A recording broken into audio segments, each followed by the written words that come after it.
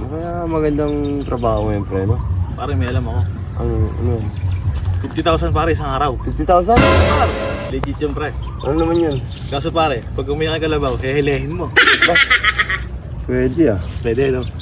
Ano pare? Pwede. Saan naman yun? Saan lugar? Hindi lang pre, sa bukid. Ano ba kailangan ano dyan? Wala pre. Pumunta Walang ka na sa bahay. Ba? Oo, ora mismo pre. Ano ba dyan? May vape ka ba dyan? Meron pa. Ano ka ba? Pahipak ang isa. May sukweta. Mahal namang hitit ka. Ganun talaga.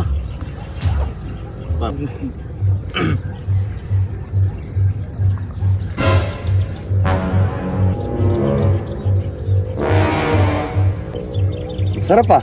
Siyempre pare. Ayos. Ano ba flavor na to? Ano yan pre? Coco melon. Parang nahilo ko ah.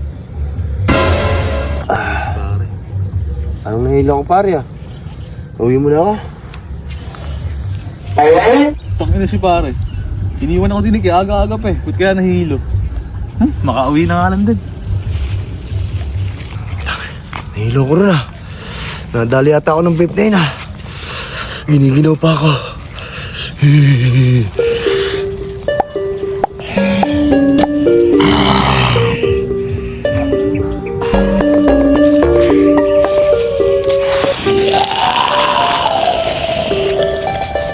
Kasi yung mga tropa natin, di ba? Iba, pare, nagsangyup. Iba, nagbasketball. Iba, nasa kanya-kanya mga shota. Iba, Pero- namamakla. Naman club. Pero si Belis lang yun. Pero ano, nakita ko na si Remar.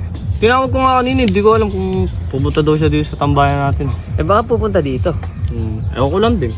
Pero ayan na pa si Remar oh. Oh, ayan pala eh. Oh, kaya pa si Remar eh. Ganda ng trip. Naka-brief eh no. Lipstick trip. Mar! Oh!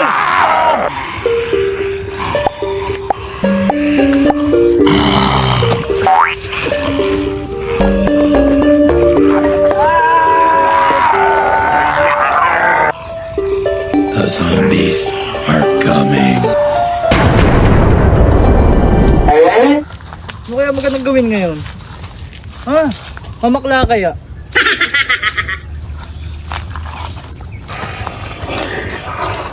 Uy, andyan na may mga tropa eh.